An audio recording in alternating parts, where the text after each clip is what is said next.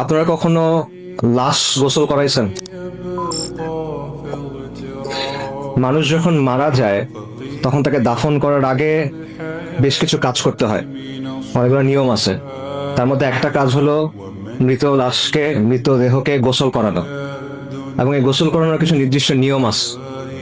যেমন মনে করেন লাশকে বসাতে হয়, পাশ ফিরাতে হয়, তারপর লাশের পেটে চাপ দিতে হয় আস্তে আস্তে, যাতে করে তার দেহের ভেতরে যে ময়লা আবর্জনা আছে সেটা যেন বের হয়ে যায়।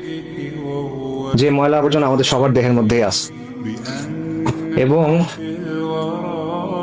যারা অনেক লাশ গোসল করাইছে তাদের সাথে কথা বললে আপনি অনেক কথা শুনবেন। যেমন ধরেন, অনেক মানুষ মারা যায় পেটের অসুখ নিয়ে, অনেক মানুষ মারা যায় লিভারের সমস্যা থাকে, পাকস্থলীর সমস্যা থাকে, ক্যান্সারের সমস্যা থাকে।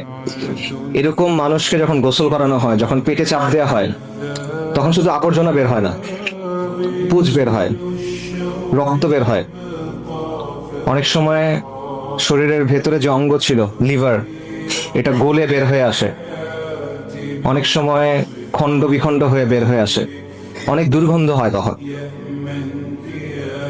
আমরা মৃত্যু জিনিসটাকে অনেক পবিত্রতা দেওয়ার চেষ্টা করি।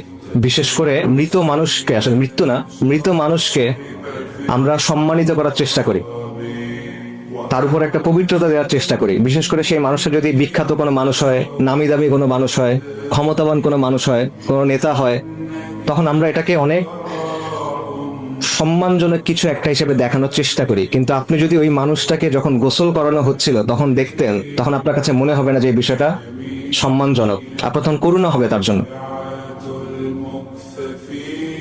মানুষ দুনিয়াতে নিজেকে অনেকভাবে উপস্থাপন করে। আমরা নিজেদেরকে অনেক বড় কিছু হিসেবে দেখাই, আমরা নিজেদেরকে অনেক সম্মানিত কিছু হিসেবে দেখাই, আমরা নিজেদেরকে অনেক পবিত্র কিছু হিসেবে দেখাই।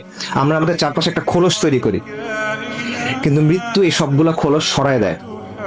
আমাদের যত পোশাক আছে, যত আবরণ আছে, যত অলংকার আছে, যত সাজসজ্জা আছে, সবকিছু মৃত্যু সরায় ফেলে এবং আপনাকে দুনিয়ার সামনে একদম উন্মুক্ত করে দেয়। কিন্তু এই বিষয়টা আমরা মাথায় রাখি না। আমরা দুনিয়ার জন্য ক্রমাগত ছুটতে থাকি, দুনিয়ার জন্য ক্রমাগত ফিকির করি, দুনিয়ার জন্য ক্রমাগত কাজ করি।